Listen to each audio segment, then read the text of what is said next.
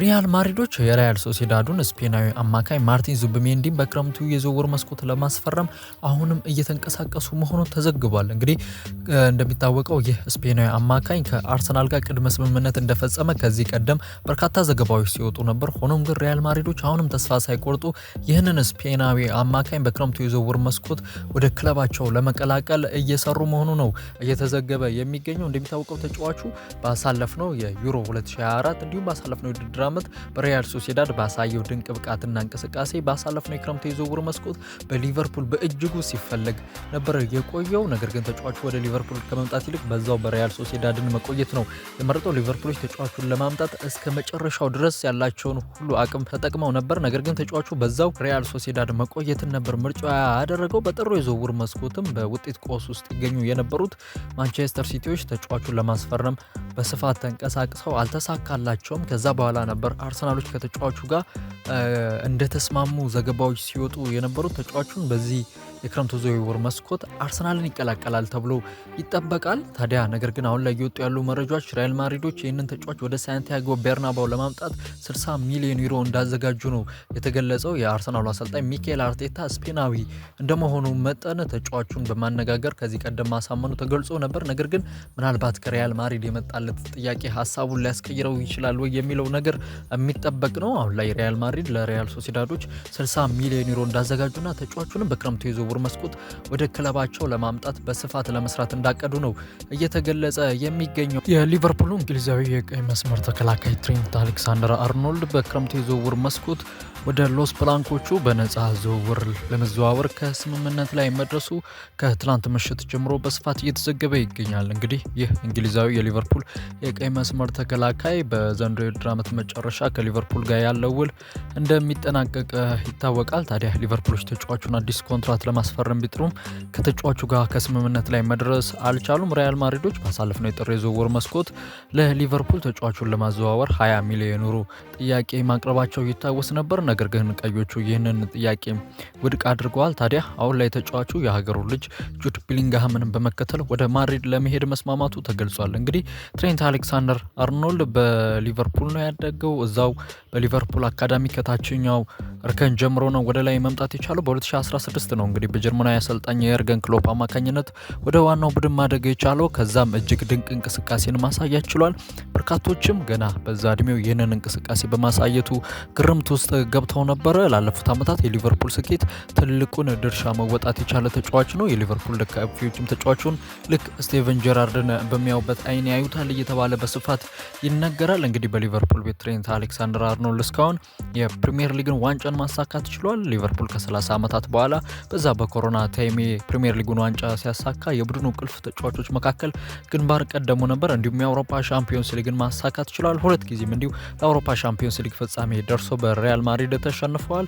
የካራባው ካፕ ዋንጫዎችንም በሊቨርፑል መለያ ማሳካት ችሏል። እንግዲህ ይህ ተጫዋች ይህ የ26 ዓመት የቀይ መስመር ተከላካይ አሁን ላይ በክረምቱ የዝውውር መስኮት ሪያል ማድሪድን ለመቀላቀል መስማማቱ በስፋት እየተገለጸ ይገኛል። በፕሪሚየር ሊጉ ታሪክም እስካሁን ተከላካይ ሆኖ 6 አሲስት ማስመዝገብ የቻለ የመጀመሪያው ተጫዋች መሆን ችሏል ትሬንት አሌክሳንደር አርኖልድ። የበርንማውዙ የ25 ዓመት ኔዘርላንዳዊ የፊት መስመር ተጫዋች ጀስቲን ክላይቨርት በማንቸስተር ዩናይትድ የዝውውር ኢላማ ውስጥ መግባቱ እንግዲህ በስፋት እየተገለጸ ይገኛል። ይህ ኔዘርላንዳዊ ተጫዋች በ2023 በርንማውዝ ከደረሰ በኋላ ጥሩ እንቅስቃሴን እያሳየ ይገኛል። በተለይም በዘንድሮው የውድድር ዓመት በአንዶኒ ኢራዮላ ቡድን ውስጥ ጥሩ ጊዜን እያሳለፈ ይገኛል።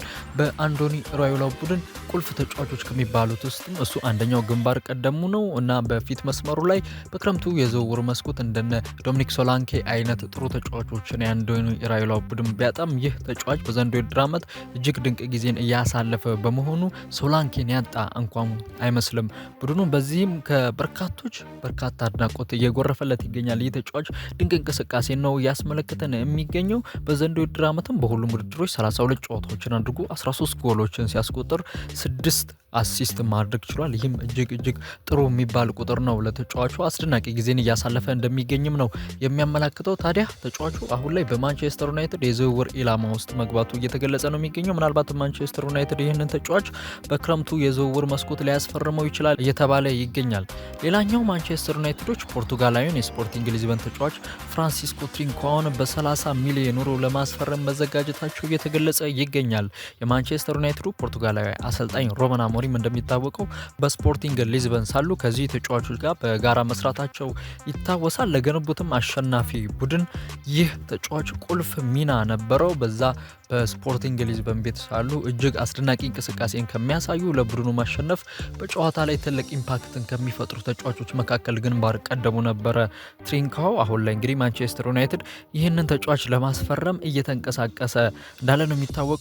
ተጫዋቹ ያለው አቅም ብቃት ወደ ማንቸስተር ዩናይትድ ቢመጣ ክለቡን ሊጠቅም ይችላል። በአሰልጣኝ ሩበን አሞሪም ስርም ከዚህ ቀደም መስራቱና የእሳቸውን ያስጨዋወት ስታይል ማወቁ ለማንቸስተር ዩናይትድ ጠቃሚ እንደሆነ በርካቶች እየተናገሩ ይገኛል። ባለፉት ቀናትም ትሪንካው በፖርቱጋል ብሔራዊ ቡድን ጥሪ ቀርቦለት ነበር። ፖርቱጋል በኔሽንስ ሊጉ ዴንማርክን ባሸነፈችበት ጨዋታም ተቀይሮ በመግባት እጅግ አስደናቂ የሚባለን እንቅስቃሴ አሳይቷል። ጎልም ማስቆጠር ችሏል። ታዲያ ይህ ተጫዋች በክረምቱ የዝውውር መስኮት በ30 ሚሊዮን ዩሮ ምናልባት ማንቸስተር ዩናይትድን ሊቀላቀል ይችላል እየተባለ ነው። ምናልባት ተጫዋቹ ከአሰልጣኝ ሩበን አሞሪም ጋር ከዚህ ቀደም መስራቱ የዝውውር ሂደቱን ቀላል ሊያደርግ ይችላል እየተባለ ነው የሚገኘው። አሰልጣኙም ተጫዋቹን ለማሳመን ያን ያህል አይቸገርም የሚሉ በርካታ ዘገባዎች እየወጡ ይገኛሉ። ትሪንካው በዚህ ሰዓት ስሙ ከማንቸስተር ዩናይትድ ጋር እየተያዘ ይገኛል።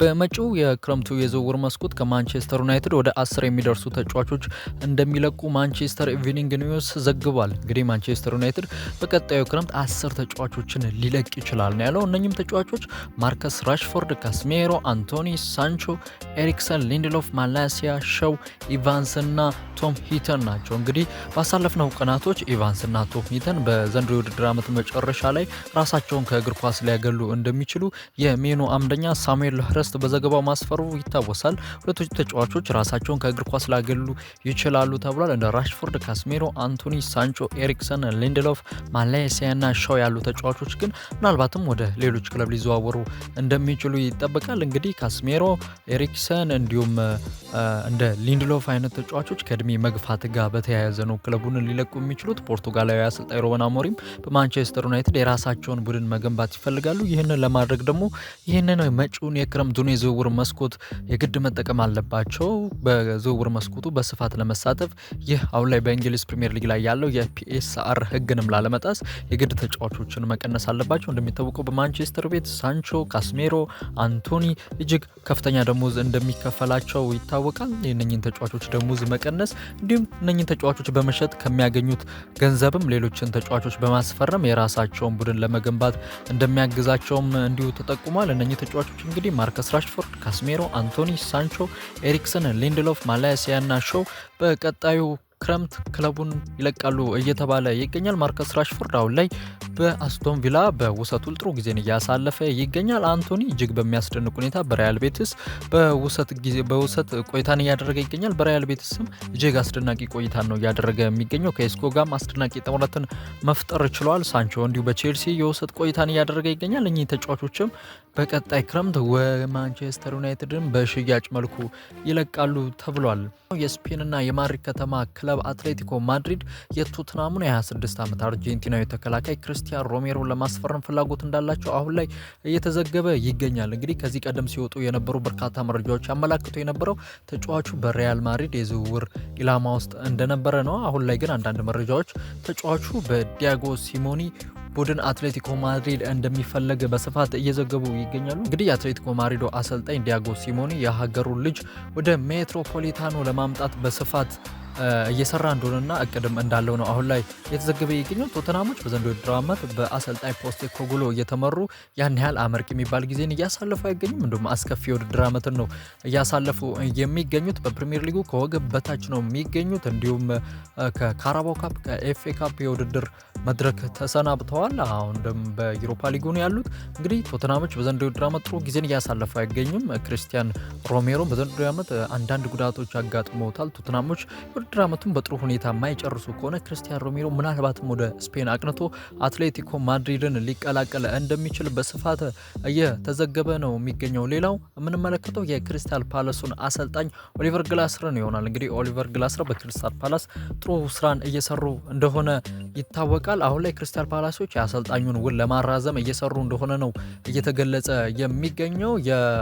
ጀርመኑ ክለብ አርቢ ሌቪዚንግም የኒኝ አሰልጣኝ ፈላጊ ሆኖ ብቅ ማለቱ አሁን ላይ አንዳንድ ዘገባዎች ያመላከቱ ይገኛል። ኦሊቨር ግላሰር እንግዲህ በክሪስታል ፓላስ ቤት ጥሩ ጊዜን እያሳለፉ ነው የሚገኙት። በተለይም ከቦክሲንግ ዴይ በኋላ ባሉት ጊዜያት ውስጥ በፕሪሚየር ሊጉ 23 ነጥብ በመሰብሰብ የሚበለጡት በአርሰናልና ሊቨርፑል ብቻ ነው። ይህ እንግዲህ ከጊዜ ወደ ጊዜ በክሪስታል ፓላስ ቤት ጥሩ ጊዜን እያሳለፉ እንደሚገኙ፣ ጥሩ ስራን እየሰሩ እንደሆኑ ነው የሚያመላክተው። የጀርመኑ ክለብ አርቢ ሌቪዚንግም ይህንን በመመልከት ይመስላል አሰልጣኙን ለማስፈረም አሁን ላይ ከፍተኛ ፍላጎት እንዳለው እየተገለጸ ነው። ነገር ግን ክሪስታል ፓላሶች የአሰልጣኙን ለማራዘም አሁን ላይ ንግግር መጀመራቸውን ፉትቦል ኢንሳይደር በዘገባው አመላክቷል።